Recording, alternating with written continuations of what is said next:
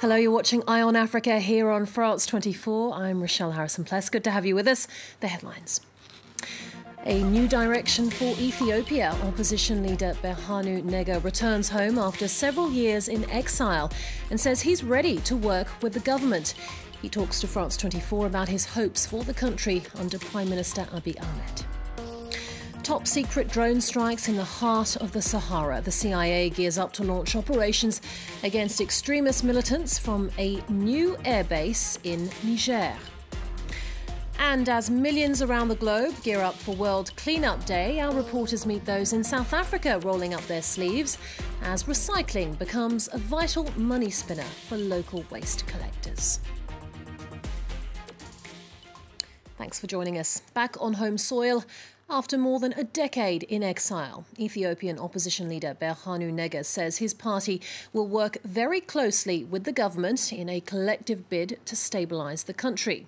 He and other members of the once banned Ginbot 7 returned to Ethiopia less than 3 months after the rebel group suspended its armed resistance against the government, laying down their arms in the wake of Prime Minister Abiy Ahmed's sweeping political reforms. Well, Mr Nega spoke to France 24's Nathalie Tissot about what he sees as the next step for Ethiopia. Is this a revolution or a cosmetic thing? I'm sure there is a lot between a revolution and a cosmetic change. So you can put it. If I have to put it, I would say this is a serious attempt at democratizing Ethiopia. This is a serious commitment towards changing this country once and for all. That is what is exciting, and that's why we are here to support them. Now, have you stopped the struggle? Is the third question that you have. The struggle for what? If the struggle is for democracy, it's not yet there. We'll work for it. But we don't have to fight for it. We can reason, we can discuss, we can talk, we can come to a common understanding towards establishing such a democratic political order. Now, I hope this would be the last time that we have to speak the language of guns and violence in order to take this country into what we believe is its natural destiny, which is to have a real, meaningful, accountable governance, a real democratic dispensation. That was Berhanu Nega speaking to France 24 there.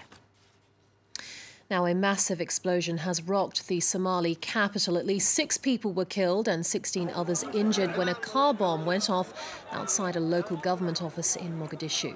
The blast destroyed buildings in the Hodan district, leaving rescue workers and civilians to scour the rubble for survivors. Extremist militant group Al-Shabaab claimed responsibility for the bloodshed, which comes just a week after a similar deadly attack on a district headquarters in the city. Next, the CIA is set to launch secret drone strikes from a new airbase deep in the Sahara Desert. The operations, taking off from northeastern Niger, will target militants from Al-Qaeda and the Islamic State group. That's according to a new report published in the New York Times. Officials from both the US and Niger say surveillance missions have been taking place for several months already. Well, for more on this, I'm joined on set by France 24 journalist Nicolas Germain. Nicolas, good evening to you. Now, what's significant about this revelation? Well, what's very interesting is that the US Army already has a drone base in Niger, in the capital Niamey, and they're building a second one in the city of Agadez for a cost of $110 million. So the question is, why on earth do they need a third drone base, this time operated by the CIA, in the city of Dirkou? And that's the question I asked Joe Penny, who's the journalist who wrote this article for the New York Times. Let's take a listen. Under President Obama, in his last term, he had tried to relieve the drone mission from the CIA and transfer it to the U.S. military so that there's more oversight. That has changed over President Trump, and Secretary of State Pompeo, who was CIA director prior to taking the role of Secretary of State, he had pushed President Trump, according to reports, for greater freedom for the CIA. So both the military and the CIA in Niger now each have their own drones that are both capable of striking targets. And Joe Penny, he told me that you don't only have this rivalry in Niger between the CIA and the US Army, but also between the Americans and the French, because the French also have a drone base in Niger, and they're not very used to seeing other Western powers operate in their former colonies in Africa. Let's remind viewers that there are very close economic ties between France and Niger, because a lot of France's nuclear energy depends on the uranium that comes from Niger. OK, well, what's the view in Niger, then, about this CIA drone base? Well, the Niger authorities haven't yet officially recognized the presence of a CIA drone base. They just say that these drones are American. The mayor of the town of Diakou, he says he's satisfied because he says his city is safer now with these drones. But some of the residents said that they're very annoyed because these drones fly at night and make a lot of noise and they disturb the population. And according to the New York Times, they're going to be disturbed a lot more because, according to the newspaper, these US drones are going to be used to target jihadists in southern Libya quite soon in the region of Diakou. OK, Nicolas Germain, thank you very much for that. Next, Mauritania's ruling party has come out on top following the first round of parliamentary, regional and local elections held earlier this month. The Union for the Republic is looking to bolster support several months before a crucial presidential vote. But the opposition is calling for a larger coalition if it's to have any chance of winning the second round ballot set for this Saturday. Florent Rodeau and Catherine Bennett have the story. The results for the first round of Mauritania's legislative elections are in. There's a clear winner, the country's ruling party, the Union for the Republic. A victory secured first of all in the country's National Assembly.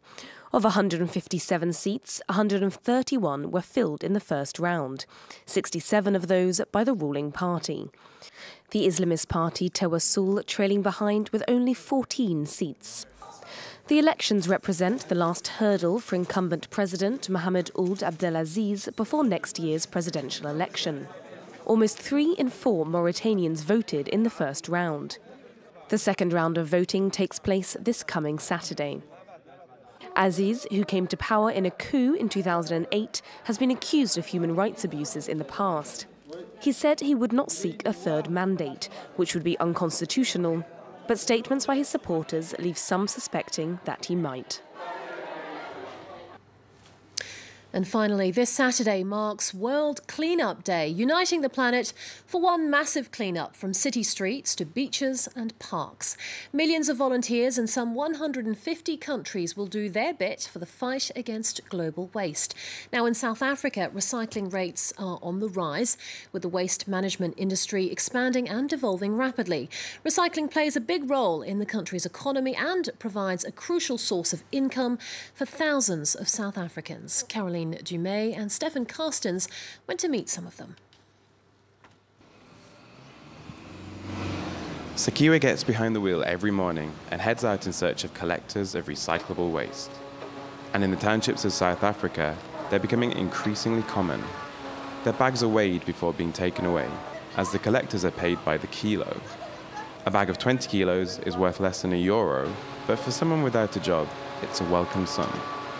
Once Linda has filled the truck today, she'll earn €3. Yeah, it's good work. Good work for me. And working at Berhanu. Sometimes we don't have enough time for picking up all these bags.